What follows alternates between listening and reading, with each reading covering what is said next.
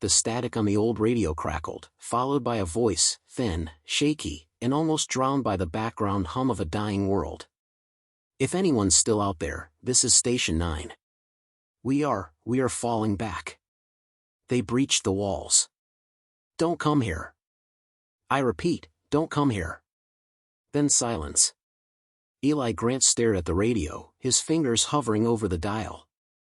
He hadn't heard a voice in days, not since the emergency alert stopped. Not since the final government evacuation orders had turned into pleas. It had been weeks since power grids collapsed and law enforcement vanished. Now, all that remained was a country consumed by silence, and the constant shuffling of the undead. He sat in the corner of a boarded-up grocery store in what used to be rural Missouri, a shotgun resting against his leg and a duffel bag of supplies slung over one shoulder. Dust floated through cracks in the broken ceiling. The place had been looted months ago, but Eli had found hidden supplies behind a fallen shelf, 2 cans of beans, a bottle of water, and an old map. That map was now spread before him, inked with scribbled circles in red XS. Dead zones. No-go areas. Too many of them. Outside, the wind howled across the empty parking lot. A distant groan echoed from the trees nearby. The undead were always near, even when you couldn't see them. Eli didn't believe in safe zones anymore. Just quieter places to die. He packed the map away and glanced at his wrist. No watch. Time didn't matter anymore. The only thing that mattered was moving. Staying one step ahead. As he pushed the door open with the barrel of his shotgun, he froze. Movement. Across the lot, someone was limping toward him, slow, uncertain. But not in that jerky, soulless way the infected moved. This one was holding something in their hands. A flare. Eli stayed low and trained his sights. "Don't move," he whispered harshly. The person stopped, holding the flare higher. "I'm not one of them," the voice called. A woman. Young. Exhausted. Eli stepped forward cautiously. "What are you doing with a flare? You trying to bring them here?" The woman shook her head. "Trying to avoid them. My brother, he was taken. We were attacked near the water tower outside town. He told me to run." Eli didn't lower his weapon. "What's your name?" "Sophie." "Why come here?" "Your radio broadcast." "I heard it." Her eyes darted to the rooftop antenna above the store. "You said Station 9. Eli stiffened. "That wasn't me." Sophie's expression twisted into confusion. "But I thought." The groan came again, closer this time. Then another. Multiple. Eli didn't hesitate. "We're out of time. Inside. Now." He slammed the door shut just as the first shadow moved across the parking lot. The boards creaked against their hinges. Sophie leaned against a shelf, clutching a kitchen knife. "They're not fast," she said between breaths. "But they never stop." Eli nodded. "You learned that quick out here." They sat in silence, listening to the distant growls. "How long have you been alone?" she asked. "Since day 12. Sophie lowered her voice. "It's day 72 now." Eli gave a hollow smile. "So I've heard." A loud thud struck the side of the building. Sophie flinched. Another groan followed, then scratching at the wood. Eli motioned toward the back. "We go out the loading dock." Quiet. They slipped through the back hallway, stepping over broken carts and dried footprints. The dock door groaned but opened just enough for them to squeeze out. Behind them, the groans intensified. Eli scanned the horizon. "The river's about 5 miles west. If your brother was near the tower, we follow the creek. Maybe pick up his trail." Sophie looked at him, hope in her eyes. "You'll help me find him?" "I'm not doing it for free," Eli muttered. "But I can't walk away from a living voice. Not anymore." As they slipped into the woods, the camera of this dying world panned outward, revealing a desolate landscape dotted with smoke, collapsed homes, and scavenged roads. No power lines buzzed. No sirens wailed. Civilization had crumbled quietly. In the heart of the former United States, there was no rescue coming. No cities left to hide in. Only scattered survivors, fading broadcasts, and things that hunted the living long after sunset. And yet, two strangers now moved through that silence, unsure if they were chasing a ghost, or walking straight into a trap. Part 2 Preview Title, The River of Echoes, Where Hope Drowns Fast. Would you like me to continue with Part 2? The forest seemed endless as Eli and Sophie picked their way through the thick underbrush, shadows stretching long in the waning light. Each crunch of dried leaves underfoot sounded like a shout in the quiet, and every distant snap of a twig made Sophie flinch. The river wasn't just a landmark, it was a line between what was left of the old world and the unknown horrors lurking beyond. Eli kept his shotgun raised, eyes scanning constantly. "This place," he said quietly, "it's where a lot of people lose themselves. The river's fast, and it carries more than just water.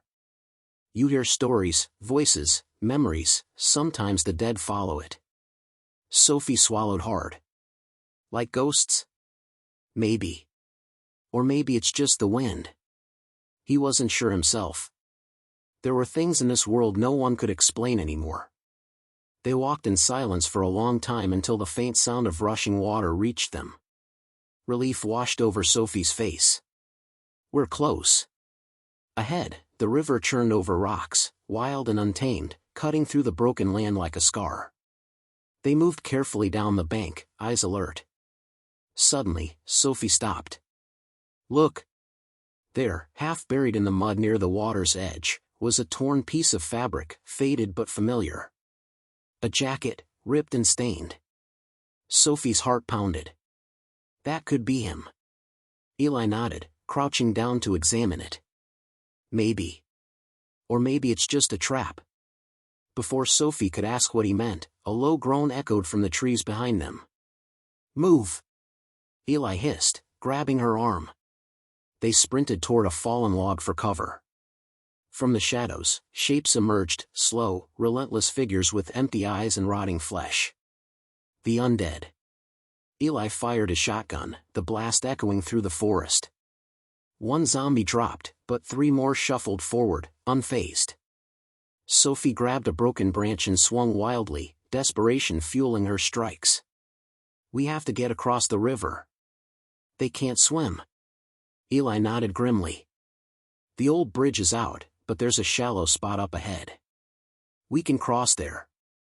They broke cover and dashed along the riverbank, the zombies staggering after them. Sophie's breath came in ragged gasps as they reached the shallow water. The cold bit through her shoes, but she plunged in without hesitation. Midway across, the current grabbed at their legs. Sophie stumbled, and Eli caught her before she was swept downstream. The zombies reached the bank, snarling and snapping, but they couldn't follow. Safely on the other side, Sophie sank to her knees, coughing. That was too close. Eli scanned the forest again. "It's not over. There's more of them out there." He pointed to a distant plume of smoke rising beyond a cluster of dead trees. "That's where people still live, or at least, where some try to. We need shelter, food, and answers." Sophie looked at him, hope and fear battling in her eyes. "You think my brother could be there?" "Maybe. Or maybe it's another trap," Eli replied, loading his shotgun with practiced ease. They set off toward the smoke, moving faster now. As night began to fall, the woods grew darker and the sounds of the dead louder. Every shadow seemed to twitch with menace. Suddenly, Sophie stopped, freezing in place. Eli saw why. In the distance, near the smoke, figures moved. But these were not zombies. They were armed. The small camp was a mix of barricades made from scrap metal and wood, with fires burning low and quiet. Around it, people moved cautiously, eyes sharp and wary. Eli and Sophie approached slowly, hands visible. A tall man stepped forward, rifle trained on them. "Who are you? What do you want?" Eli raised his hands. "We're survivors. Looking for shelter, maybe answers." The man studied them, then nodded sharply. I'm Marcus. You're lucky we don't just shoot on sight. It's not safe to trust anyone these days. Sophie swallowed her fear. We're looking for my brother. He might be here. Marcus's face hardened. You don't know what you're asking for. This place isn't safe. There are factions, people who kill for food and power. And the undead, well, they're the least of our worries. He motioned for them to follow into the camp's center. Around the fire sat men and women, faces lined with exhaustion and suspicion. Marcus continued, we keep the dead out, but the living can be worse. Eli exchanged a glance with Sophie. The truth of the apocalypse wasn't just in the monsters outside the walls, it was in the broken trust inside them. As night settled, the camp hummed with quiet tension. Eli and Sophie knew this was just the beginning. If Sophie's brother was here, they would have to navigate not only the undead but the fractured humanity struggling to survive in this dead America. Part 3 Preview Title, Lines Drawn in Ashen Blood, When Enemies Were Familiar Faces. Want me to keep going with Part 3? The campfire flickered, casting long shadows on the rough faces gathered around it. Eli watched as Marcus spoke quietly to the others, then gestured toward an empty spot near the fire. You can rest here, Marcus said, eyes sharp and unyielding. But don't think for a second this is safe. We're all just trying to survive. Sophie sat down, exhausted but alert. The weight of the day pressed heavy on her. Eli stayed on his feet, scanning the perimeter as a cold wind whispered through the broken trees. Why didn't you come in earlier? Eli asked Marcus, lowering his voice. Marcus's jaw tightened. Because this camp wasn't always like this. We used to have more people, families, friends. But after a few raids, it's every man for himself. Trust is a currency nobody can afford.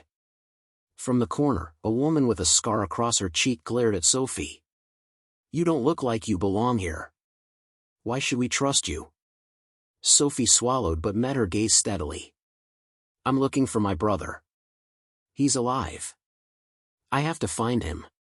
The scarred woman snorted. You want to find someone in dead America? Good luck. Suddenly, a harsh shout broke the tense quiet. A scout burst into the camp, breathless and wide-eyed. Zombies! A horde, moving fast from the east. They're close. The camp erupted into action. Marcus barked orders while others scrambled to strengthen barricades and ready weapons. Eli grabbed Sophie's arm. Get ready. This isn't going to be a quiet night. They moved toward the outer defenses. The groans of the approaching undead grew louder, a horrifying chorus that sent shivers down Sophie's spine. Why don't they just stop? She whispered. Because they're not thinking, Eli said grimly. They don't feel pain. They just want to feed. The first figures appeared, stumbling into the firelight, decayed, relentless, eyes empty but burning with hunger. The camp's defenders took their positions, firing rifles and pistols. Eli steadied a shotgun, pulling the trigger with practiced calm. The battle was chaos, a clash of desperation and survival instinct. Zombies fell, but more kept coming. The barricades creaked under the relentless pressure.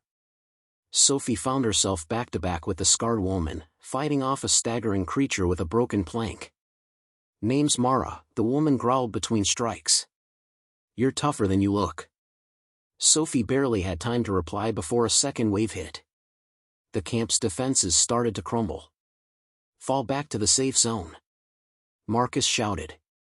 Eli helped Sophie retreat, their breaths ragged as they ran toward the camp's innermost shelter, a makeshift bunker dug beneath the ground.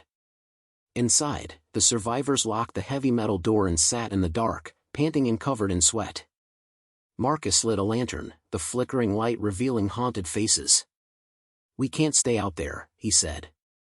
This horde is bigger than any we've seen. Sophie's heart pounded. My brother, could he still be alive out there? Marcus looked at her, his eyes hard. Maybe. But if you want to find him, you need to understand what this world has become. Eli nodded. There's no law. No safety. Just people who either fight or die. Suddenly, a sharp banging echoed from above, the roof. Everyone froze. Someone's out there, Eli whispered, raising his shotgun again. The banging grew louder, frantic. Then a voice, hoarse and pleading. Help! Please! I'm not infected. Marcus signaled silence.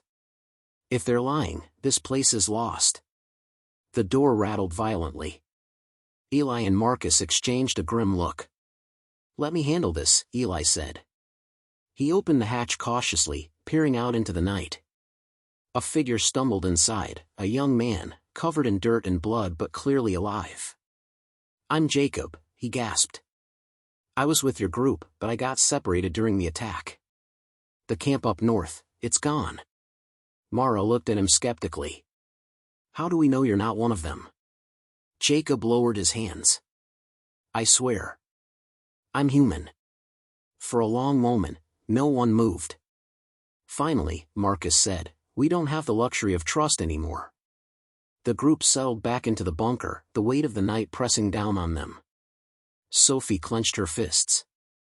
Her brother was out there somewhere, lost in this dead America filled with dangers both living and dead. Eli's gaze hardened. Tomorrow, we move out. We follow the river to that other camp Jacob mentioned. Sophie nodded. I'll find him. No matter what. The bunker fell into uneasy silence, broken only by the distant, unending groans of the undead. Part 4 Preview Title, Crossroads of Despair, When Every Choice Could Be Your Last. Ready for Part 4? The sun barely pierced the thick canopy of dead trees as the small group prepared to leave the bunker. The air was heavy with tension and exhaustion, every face marked by sleepless nights and constant fear. Marcus gathered the survivors. We have to move before the horde regroups. The camp north might have answers, or at least a place to catch our breath. Eli checked his shotgun and nodded to Sophie. Stick close. Watch every shadow. Nothing moves without us knowing. Jacob, still pale but determined, adjusted the worn strap of his backpack. The river leads there. We follow the water.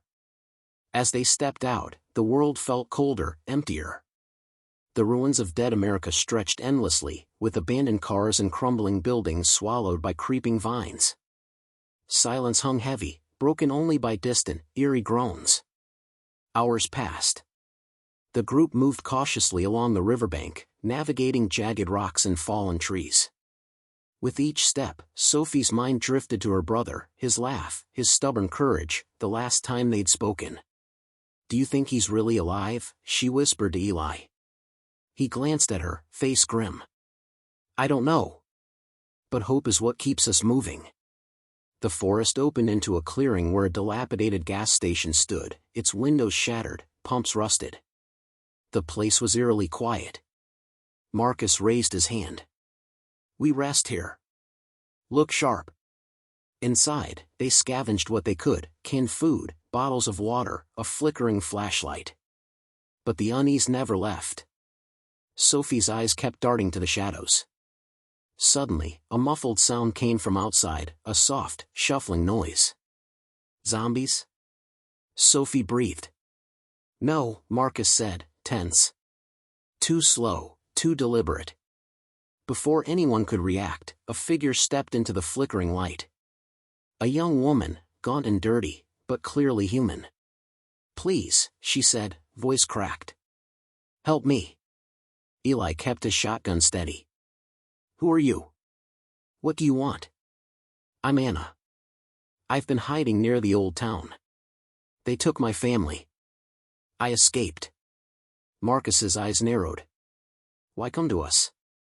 Because I heard your fires. You're not like the others, Anna said, desperation in her eyes. The group debated silently. Trust was a luxury they couldn't afford. Finally, Marcus nodded. You can come, but one wrong move. Anna nodded fiercely. I understand. As they prepared to move on, Eli noticed something glinting on Anna's wrist, a crude bracelet made from scraps of metal and thread. Where did you get that? He asked. Anna hesitated. From a group in the east. They call themselves the Reclaimers. They want to take back the cities, rebuild. But they're ruthless. Sophie's heart sank. Ruthless how? They don't hesitate to kill anyone who stands in their way, Anna said quietly. Even survivors. The river's flow seemed quieter now, as if the land itself was holding its breath. Ahead lay a fork in the path. One way led deeper into the forest, darker and thicker, the other followed a crumbling highway, scarred by fires and abandoned cars. Marcus studied the options. The forest is safer from the undead but harder to navigate. The highway is faster, but the Reclaimers patrol there. We don't have a choice, Eli said. We need answers and shelter. We take the highway. The group steeled themselves, moving cautiously toward the cracked asphalt road. As they advanced, Sophie's eyes caught movement in the distance, a group of figures gathered around a burning car. Eli signaled to stop. From their vantage point, they watched a tense scene unfold, armed men arguing with a terrified family, weapons drawn. Suddenly, a shot rang out. The family scattered as the men opened fire, dragging two of them away. Sophie's stomach turned. Those are the Reclaimers. Marcus gritted his teeth. We keep moving. We don't want to get involved. But Sophie's gaze was fixed on the burning car and the desperate faces nearby. The reality of dead America was clear, no one was safe, and trust was a weapon just as dangerous as any gun. As night fell again, the group found shelter in an abandoned warehouse. Inside, the air was thick with dust and memories. Anna lit a small fire, and for a moment, the group allowed themselves a brief reprieve. But outside, the distant groans never ceased. The dead were patient, and so were the living. Sophie lay awake, staring at the cracked ceiling. She whispered to herself, I will find him. I have to. Part 5 Preview Title, Beneath the Ashes, Secrets Hidden in the Ruins of the Old World. Want me to continue with Part 5? The warehouse smelled of dust, decay, and forgotten lives. The flickering fire cast dancing shadows on rusted metal beams and broken crates. Everyone in the group was tired, physically and mentally, but sleep was a scarce commodity in dead America. Sophie lay on a thin blanket, her thoughts tangled with fear and hope, haunted by memories of her brother. Marcus stood near the entrance, eyes sharp as ever. We can't stay here long. The Reclaimers don't miss easy prey. If they find us, it's over. Anna poked at the fire, her face drawn but determined. There's something I need to show you all. Something from before, something that might help. Curiosity flickered through the group. Marcus motioned for her to continue. Anna pulled from her bag a worn notebook, its pages yellowed and stained. I scavenged this from an old library in the city ruins. It's a record of places that survived the worst, the quarantine zones, military safe houses, underground bunkers. Some of these places might still have supplies, weapons, maybe even people. Eli leaned in. If what you say is true, it could be a lifeline. Dead America is vast, but finding pockets of civilization, real civilization, that changes everything. Sophie's heart pounded. The possibility of a safe place, or at least one with answers, filled her with cautious hope. Marcus studied the map drawn roughly in the notebook. There's a bunker marked just 50 miles from here. A former government outpost. It could be worth the risk. But 50 miles through Reclaimer territory, Anna reminded them. Risk is all we have left, Marcus said grimly. That night, they rested as best they could, taking turns to keep watch. The distant moans of the undead never stopped, a constant reminder of the world they now lived in. Before dawn, the group packed their meager belongings and set out. The road ahead was cracked and overgrown, littered with abandoned cars and debris. The sun rose pale and weak, struggling to push through heavy gray clouds. As they traveled, the silence between them was thick with unspoken fears. Sophie kept glancing back, imagining her brother's face in every shadow. Suddenly, Anna stopped, holding up a hand. Listen. A faint sound, metal scraping, carried on the wind. Ambush? Eli whispered, gripping his shotgun. They crouched behind a toppled truck just as a group of ragged men appeared, armed with makeshift weapons but moving with deadly precision. The Reclaimers. Marcus motioned for silence. We're outnumbered, but we can't just run. The men circled closer, eyes cold and unyielding. One stepped forward. That notebook's ours. Hand it over, and we might let you live. Sophie's pulse hammered. The notebook was their only hope. Eli raised his shotgun. No. A tense standoff exploded into chaos. Shots rang out, fists flew, and desperate screams pierced the air. The fight was brutal and quick. The survivors managed to push the Reclaimers back, but not without cost. Anna fell, clutching her side as blood soaked through her clothes. Marcus dragged her to cover. Stay with us, Anna. She gasped, pain etched deep in her eyes. You have to keep moving. Find that bunker. Sophie shook her head fiercely. No one gets left behind.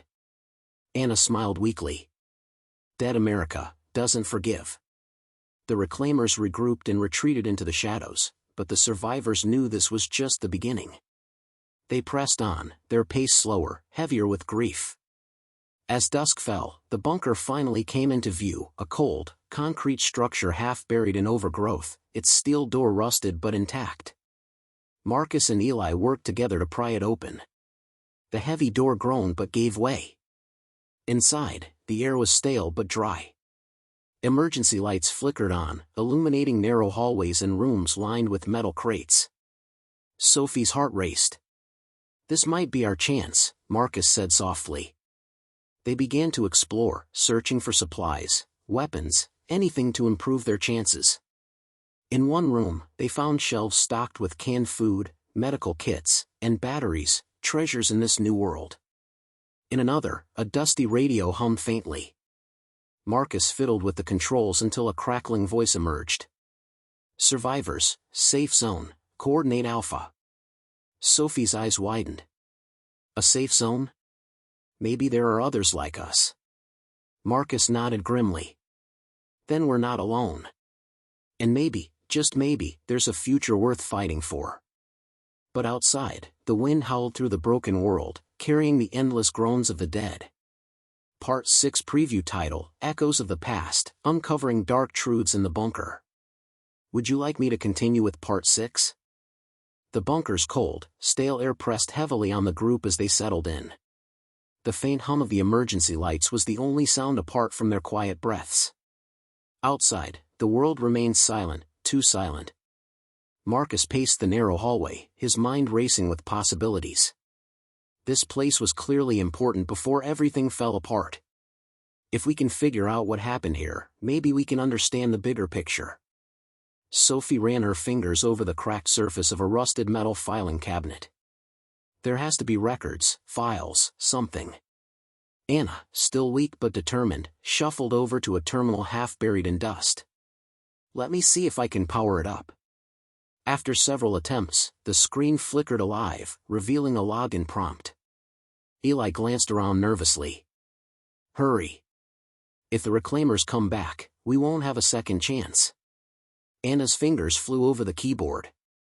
Suddenly, the screen filled with maps, data logs, and communications, all from the days leading to the collapse. Look at this, Anna said, voice trembling. It's a record of the outbreak, the initial response. Marcus leaned in. What does it say? Anna pointed to a flashing message dated months before. It mentions a virus, highly contagious. The military tried to contain it, but things went wrong. Sophie's stomach twisted. How wrong? Anna scrolled down to a report labeled Operation Lockdown. The words were chilling: quarantine zones established, civilian evacuation underway. All infected subjects to be neutralized. Neutralized? Marcus repeated, his voice low. They were killing infected civilians? Not just infected, Anna added grimly. Anyone suspected of infection, sometimes innocent people. It was chaos. The group exchanged uneasy looks. The world they thought was lost hadn't just fallen, it had been torn apart by fear and ruthless decisions. Suddenly, the terminal beeped, a new message incoming. Marcus grabbed the device. The message was garbled, but one phrase stood out clearly: safe zone compromised. Evacuate immediately. Compromised? Eli asked. By what? Anna shook her head. We don't know. But it means the safe zone we heard about earlier might not be safe anymore. Sophie swallowed hard. So what do we do?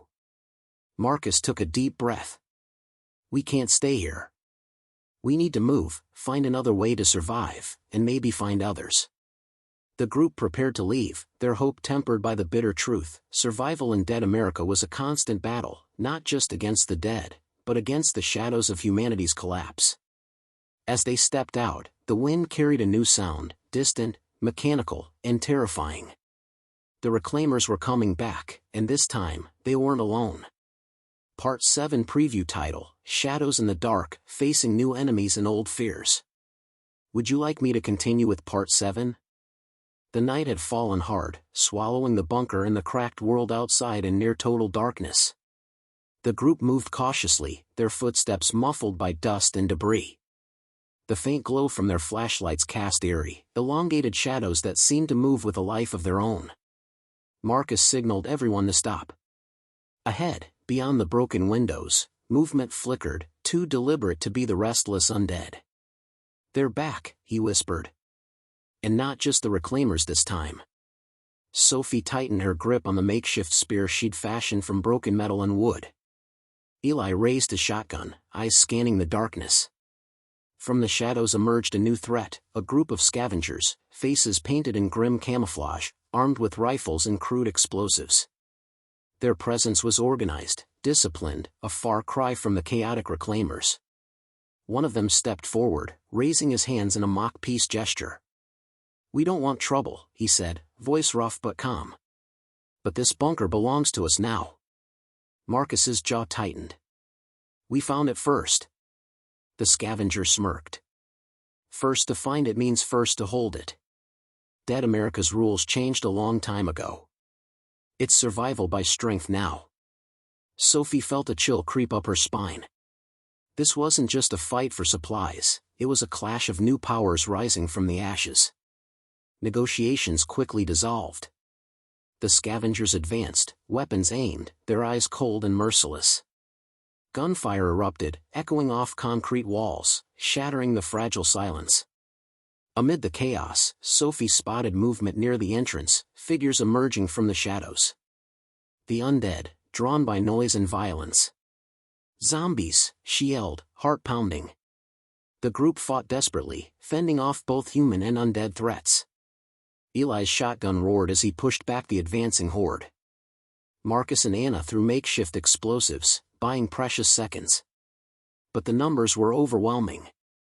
Sophie found herself cornered, back against a wall as a zombie lurched forward. Time slowed, the creature's rotten hand reaching for her. Suddenly, a flash of steel, Marcus struck the creature down, pulling Sophie away just in time. We can't hold this place, Marcus shouted over the din. We have to retreat. One by one, the group fought their way back through the chaos, escaping into the cold night air. Breath ragged, hearts pounding, they ran, the sounds of the undead groaning and human curses chasing them into the darkness. At last, they reached a clearing, collapsing behind a pile of rubble. Silence fell, broken only by their ragged breathing. Anna, clutching her wounded side, whispered, "This isn't just about survival anymore. It's war." Sophie looked around, eyes burning with resolve. Then we fight, not just for ourselves, but for what's left of humanity. Marcus nodded. We need allies. We need a plan. As the first pale light of dawn crept over the horizon, the group prepared for what lay ahead. Dead America wasn't just a wasteland filled with the dead, it was a battleground of broken people fighting to reclaim their future. Part 8 Preview Title: New Dawn, New Battle, The Fight to Rebuild or Be Consumed. Would you like me to continue with the final part? The first light of dawn cast a fragile glow over the ruined cityscape. The streets were silent, but Sophie knew better than to trust the calm. Dead America was a place where peace was always temporary, and danger lurked in every shadow. They gathered around a makeshift camp beneath the skeletal remains of a fallen billboard. Marcus spread out the worn notebook, the maps and notes, their only hope for a future. "We can't keep running blindly," Marcus said, voice steady despite exhaustion. "The bunker was a start, but it's clear now, we need to build something stronger. Something lasting." Anna, still pale from her injury, nodded. "We need to find others who want the same, not just survivors, but people willing to fight for a new beginning." Eli glanced toward the horizon, where dark clouds gathered ominously. "And we need to be ready. The scavengers won't forget what happened. Neither will the reclaimers. They'll come for us again." Sophie looked at her companions, weary, scarred, but unbroken. "Then we make a stand. Not just for survival, but for something worth surviving for." Their plan took shape slowly but surely.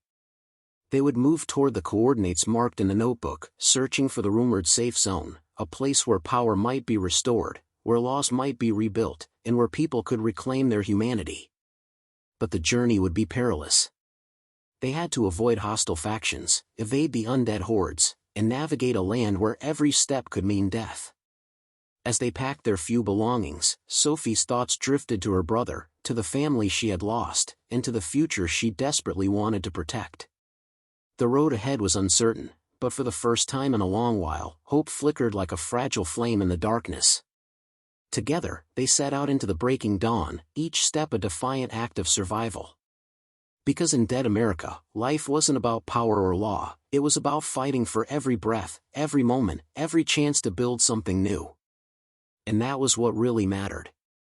End of story. If you'd like, I can help you create a summary, key themes, or any additional content like character backgrounds or scene descriptions for your audiobook.